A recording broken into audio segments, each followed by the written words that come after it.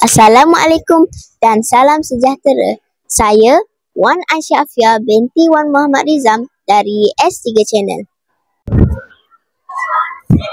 Bagi meraihkan bulan Syawal yang mulia ini, pihak sekolah telah menetapkan hari ini 7 hari bulan April 2025 bersamaan 8 Syawal 1446 Hijrah sebagai sambutan hari raya bagi warga SK Sri Suria 3. Mari kita melihat kemeriahannya bersama dengan wartawan lokasi Aira Nuliana binti Muhammad Asri. Syawal yang mulia ini, kami berhimpun untuk meraihkan majlis Hari Raya Aidilfitri. Saya satu pegawai di sini mengucapkan permohonan ampun maaf untuk semua anak saya. Saya kini berada di Dewan Seri Cermelang untuk membawa anda secara langsung melihat majlis sambutan Hari Raya Aidilfitri peringkat sekolah. Jom bersama saya.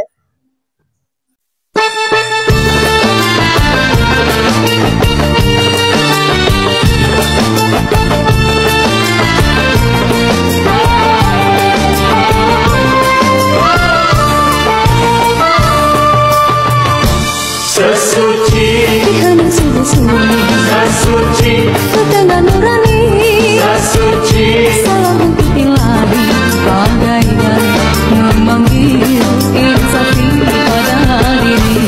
Lebaran, terasa kesayuran, Lebaran, tapi bersahutan, Lebaran, memuji keagungan, bergema suara syukuri nikmat Tuhan.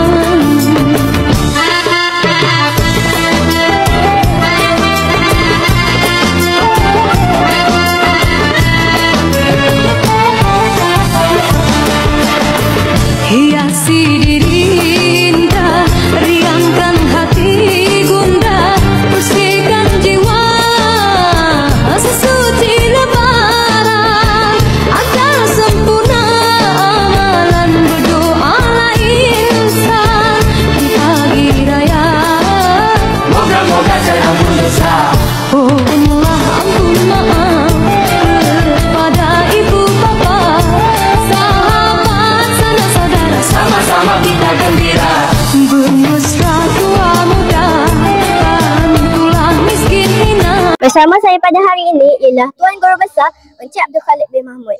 Cikgu, bolehkah cikgu kongsikan sedikit tentang tujuan utama majlis sambutan Hari Raya Aidilfitri ini diadakan di peringkat sekolah? Baik, terlebih dahulu saya ucapkan selamat Hari Raya untuk semua warga SK S3.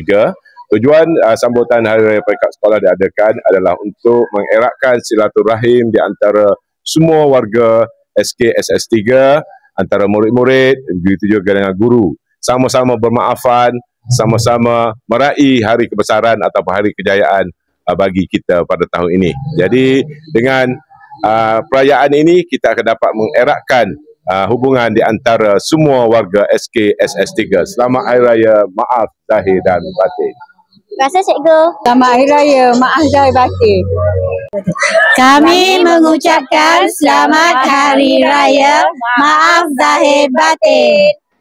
Kami warga SK Sri Suria 3 mengucapkan selamat Hari Raya, maaf zahir dan batin. Selamat Hari Raya Aidilfitri, maaf zahir batin. Selamat Hari Raya, maaf zahir dan batin daripada kami di S3 Channel. Bye. Sama kita gembira, bermesra tua muda, bantulah miskin hina, menyambut hari mulia, sama-sama kita gembira.